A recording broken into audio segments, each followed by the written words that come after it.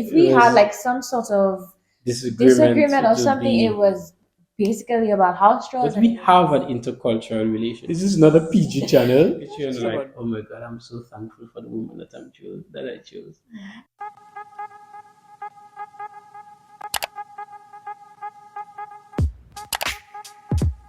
so something that I think that we do that really has helped us thrive is Hmm. do our finances together. I feel like finances make you vulnerable. Finances reveal things about you that you probably didn't even know about yourself. Like it reveals your greatest desires, it reveals your greatest fears, like it shows what's important to you. So I feel like when two people get married and they're able to discuss finances and Hmm. what it is that we do with the money, I feel like it can reveal a lot and therefore it can either go either way. Like really do damage to your marriage or like do good things. Our finances is set up in a way that whatever comes in is considered ours. Hmm. It's not like Ibrahim's money or my money, it's our money.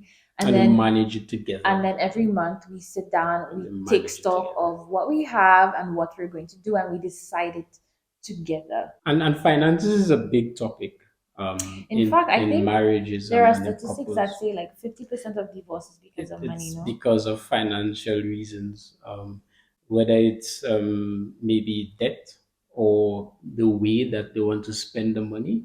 They think differently about spending money or think differently about handling money. It's one of those things. There's certain when I feel like when two people are together, there's always going to be fundamental key areas in their life. One of those areas, for example, is their fundamental belief system. Your spiritual Not viewpoint. just yeah, not just religion, but like their spiritual viewpoint, Mm-hmm. right?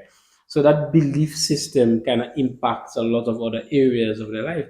And money is one of those things, those fundamental viewpoints. How somebody spends their money or think that they should spend their money. You can clash easily with somebody in those things. And so putting finances together for us has also, it kind of just opens you up as well to the partner. So your partner to kind of just know them a little bit Yeah, more because we talk in that about way. like what we desire in the long run and what Right. our goals and our aspirations, like individually and then as a family. So it kind of And you learn the things. So I don't know if that ties into one of my points. I'm just going to speak about it now because it's a little linked, uh-huh. which was for me as a young man before I got married. Uh-huh. One of the things that helped me that I learned about was learning about again those core fundamental principles and values in your partner, whether it is that you're in a long-term relationship or you dating somebody that you think that is getting serious. I think that sometimes the society that we live in focuses on the little nitty-gritty things that doesn't really make or break a marriage. So if you in 2023 you're planning to get married, you're in a long-term relationship, or you're still single and you hope to meet somebody, that's something that for me I learned. When you meet that person, you want to be able to have an idea of what they think and pay attention. Because usually it's up there, I believe. It's What? up there in your face. Money? How they spend their money, For what some they think people. about their faith. Usually, if you pay attention, you will notice the trends. You will absolutely notice the trends. It really helps you to be able to connect with your spouse or your future spouse in a way that you can understand that okay, me and this person I will I connect wouldn't on the same I wouldn't level. recommend combining No, finances not with combining finances. I'm just like having an idea how they oh, treat money. okay. Like some people get married and 5 years or 2 years down the line they have a kid and then they're surprised that their husband is thinking twice about maybe using that money for health insurance, for example, versus I don't know, spending it on the car to do upgrades on the car. And then in and you thinking it's a no-brainer, like why would spend so much money on a depreciating asset when there's other things that we could do these other things. But those things sometimes can reveal themselves from the dating period. And so those are things that's my what I learned pre-marriage that I But felt like even to this day, 5 years down the line, I still look at you and like, oh my God, I'm so thankful for the woman that I chose. We have an intercultural relationship. Yeah, yeah, we You do. know, it is an intercultural relationship, and that has its caveats. And so for me, as you know, African man, just marrying and being with somebody from the Caribbean, there are certain things that I had to sit down and get to know myself and think, okay, Yeah, like these things what? weren't important. Like what? This is a tiny example. Oh, trust me, that's a whole new video. It's You might probably easy. want to subscribe when that one blows up. But I want to know. We'll put a Okay. pin on it and we'll continue that conversation. But Okay. yes, there I would say that for me there was a point, I think, when we were dating. I had to look at what I felt was important and what are the things that I I think I desired, know and what you're talking yeah, various things. It's not just one thing. about. I Okay. feel like, and you know, go introspective. And again, going back to finances, finances is such a key, almost as strong, you will say, as religious beliefs, Not and strong. spiritual beliefs. I wouldn't say as strong, but it's Almost, I said, but it depends on how different people are. Some people think, political beliefs, they put it on the same level. So yeah. maybe But you we're talking might not about put it us. on the We're talking same. about us. No, for us, I mean, there are things that it's different, but I still feel like for a marriage, for a couple, Oh yeah, how you you mean handle your like finances are finances, up there yeah, for it's sure, definitely up there. It's for one of sure. those key things. And there are certain things that preferably you will want to know before you've already made a commitment. So in other words, you're saying one of the things that you think that has helped our marriage thrive now is the fact that before we were married, while we were dating, you took the time to know Like what to my know value you and was. what your values were, and Okay. to already have an idea that, okay, I like the way she thinks. We're not talking about necessarily thinking of addressing something the same way. We're talking about the principle behind it. You can determine, if you pay attention to those little things, you now determine whether that is something that you would like to live with for the rest of your life or Mhm. not. And I it could be marriage, it I could think be I think that's a very important point because a lot of the people that I have spoken to that are from broken marriages, a lot of the things that were read or that caused that led up to the divorce or the breakup, they had seen like they had before. noticed it before. Yeah, they But just did sometimes when not you're in a certain pay phase of dating, attention. you don't pay attention. Like you just speed right past the red flags and Yeah, you just head. I think that's a good But then point. for you, you think, okay, this is a red flag, and sometimes it's hard to stop yourself and actually, notice those things. Mhm. And so that's important because you want the best footing. One of the teachings that I got from one of my mentors and one of the pastors and men of God that I had in my life was that scripture: "Do not be unequally yoked with unbelievers." Is not just necessarily speaking Spiritual. about spiritual or beliefs. It's a lot of things, lots of areas, mentally, emotionally. You don't want to be unequally yoked, and so I feel like that was a very good advice. The one of the things that I think that we do that really helps our marriage thrive is date nights. I just think that with the busyness of life, especially our job, the fact that we have Mm-hmm. little kids, like date night could easily not be a thing. Mm-hmm. So for me, well, okay, I think he would probably be able to do without date night, but I cannot. I like going out. Date nights avoid the marriage being like a business partnership Mm-hmm. because I feel like It's especially romanticism. when you have kids like you reach a point where your conversations center around how to manage the Oh, day and that's one of my points. which is what Not to make your marriage focus around your kids only, but and to have time for your spouse. Not date night, that's particularly. date night. So my point is I feel like if you're both professionals, you're Mm-hmm. both working full-time jobs, sometimes more than full-time jobs, we have little kids and then we have other interests, I feel like the marriage can easily turn into one where we're talking about either we're Different exchanging things, yeah. information about okay well the kids have this activity and we need to do this and or the house needs this, or we're talking about the kids, like Bella did this today, or Katie did that today, and you need to look at that. All right. And then, like before okay, we're sleepy and we go to bed, and then like it just draws out like that. And I know for me at least, when we have longer periods of that, like date night is not possible. Like I It start gets to feel it, stale, like like it's it not romantic.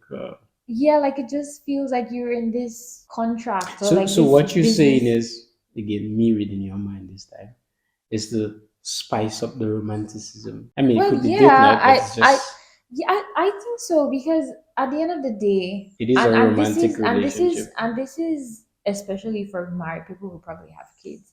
It's very easy for like the relationship to just center around the children, and then you kind of lose that like connection which existed before the kids were there in the first place. Like you are the reason why they're there. Mhm. So like So it's important to keep that part of the relationship alive, constantly alive and exactly. being fed, the And romantic part of it. the way we Agreed. and but the thing is, you have to be cognizant of the fact that like not in every season like you can do a date night every week. Like we definitely cannot do like a leave the house date night every weekend Right. because of our jobs, because of the little kids, but we try to make it a priority once a month, and then we Mhm. still do like at In at home home date date nights nights. when the kids go to bed and stuff like that. But if I had to give like recommend, especially with somebody that's just adding like an addition to their family and something, I would remind them to just keep the relationship Hmm. between the partners alive. Agreed. And it doesn't necessarily have to be like in the form of a date night, because I feel like there are lots of things that can influence that. Sometimes you don't have the finances to be going out every week or something like that. Well, it's a date, so it doesn't necessarily. There are lots of inexpensive date ideas. Yeah, well, Um, true. No, I'm y- just saying, because people right, have like sometimes people have like a preconceived notion of what a date night is supposed to right. be. Like go out to a restaurant and stuff like Yeah, that. I mean, we've done the date night. We have had several date night ideas. The one that was good was the one where we just bought some stuff and we came home and we had a cook off, things like Yeah. that. I'm not a cook. I just followed a recipe, and it was good. It was fun too, and we had games. Yeah. Little games, and So we we do have a game whole set of nights, board we do games. game nights, we do Yes, cook-offs, there's we different do things that you could movie do at home. This nights. movie nights. We've Um, done pedicures, yeah, we do pedicures, we do like massage a and massage things. night. So there's lots of inexpensive date ideas. And just think back when you were a couple, before you got married, what are the things, you used to do for fun and enjoy, and now you can even spice it up even more.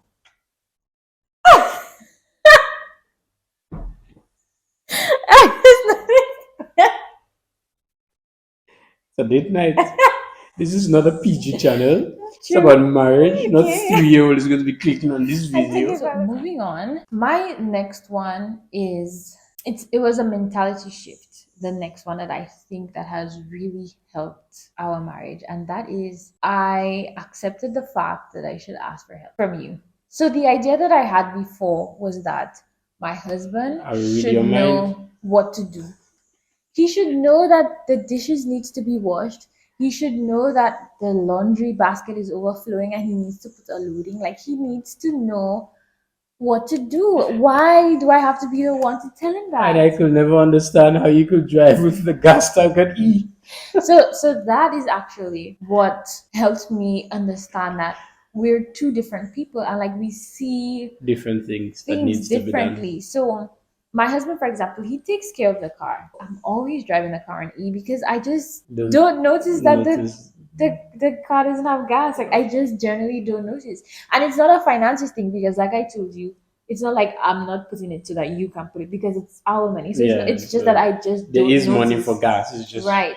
And when I realized that, like in from your perspective, like there are certain things that he just doesn't notice. I don't understand how. Like I don't understand how, but like there are just some things that he just uh-huh. doesn't notice. And I guess I mean not to be stereotypical because like there's generally like women take care of the house and Hmm. men do more providing. But for our case, at least that stereotype is true It in the is sense most that of the time. I Yeah. am the one who notices when like things need to be done around the house or childcare, like if the kids need, specific, like just things like that. Those things. I would be the one who tend to notice it more, whereas those things they honestly don't bother you. I feel like our Threshold. threshold for cleanliness and that kind of thing is different. Our number one, I wouldn't say argument. It's not like we argued, but if It we had was like some sort of disagreement. disagreement It or would something, it be was basically about house chores, and it was and usually because I things didn't like think that. that you were Yeah. helping enough, Yeah. and And but it turns out that we were just doing different things, but then we were not really acknowledging those different things.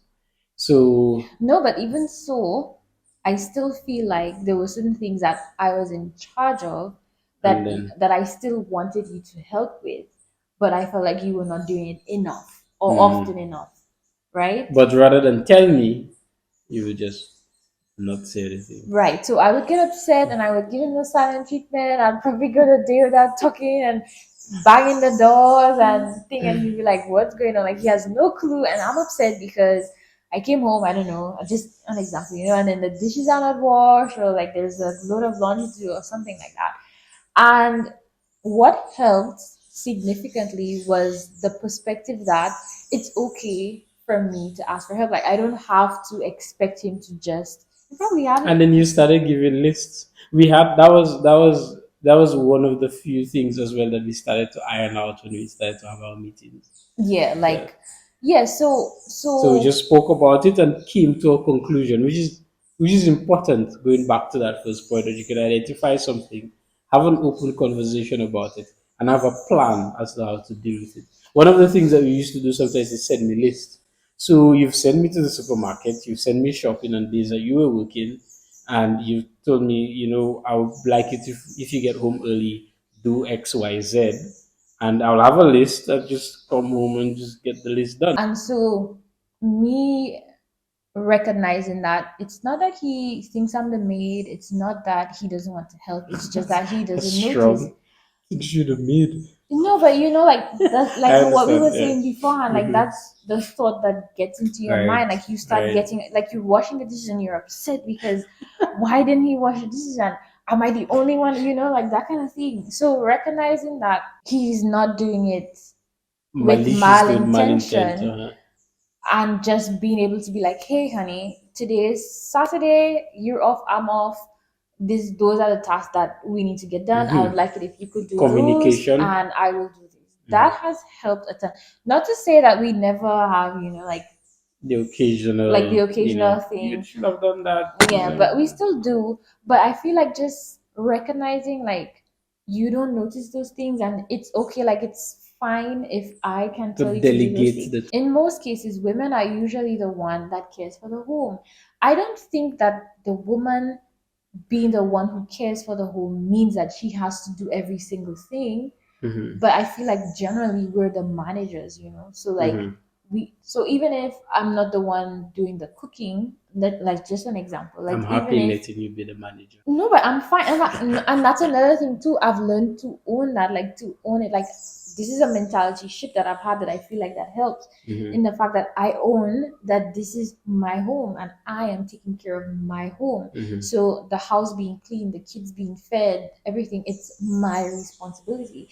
That doesn't mean that I am doing every single thing. Mm-hmm. I can delegate. I can say, hey, honey, can you do this? Can you do that? But it's It my helps. responsibility, Mm-hmm. and the mentality shift that I had of like not expecting you to read my mind and know what needs to be done has really like I don't we haven't clashed about that in No, a we very long haven't. time. No, very long. That was a huge mental shift that really upped the game, so to speak. Mhm. So another one of mine, Is that your last one? that's my last point. Essentially, is the idea of having a calendar plan for gifts. So the idea is to have like for the year, Uh-huh. like different important dates.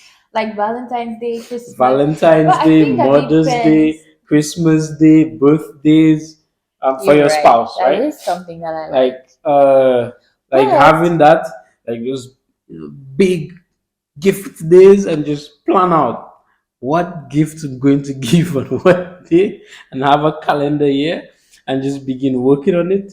And then you have other things that you can now slot in between and be like, okay, so anniversary and all of those. Mm, Because, for example, the anniversary and birthday, they kind mhm. of close together. So, Christmas, Valentine. So, I think for me, as my tip to myself, because it's an area that I have noticed that probably need to improve on in terms of, in a relationship. So I'm thinking that having a calendar, where you just have a calendar I here and think you that's have. a great idea. So, for context, we just did our love language. We retook it because Oh we had yeah, already done. we're We always retook taking it. our love languages, and I think mine was gifts, right? Receiving gifts, or was it Yes. acts of service? I think it It was was almost interchanged. It tied, was right? almost tied, yes. So, Acts of service and so I receiving guess gifts. that could be a tip though, like to do the Oh, the love love languages because language. I feel Yeah, like that yeah. tip is Specific to specific because somebody who. I enjoy receiving gifts.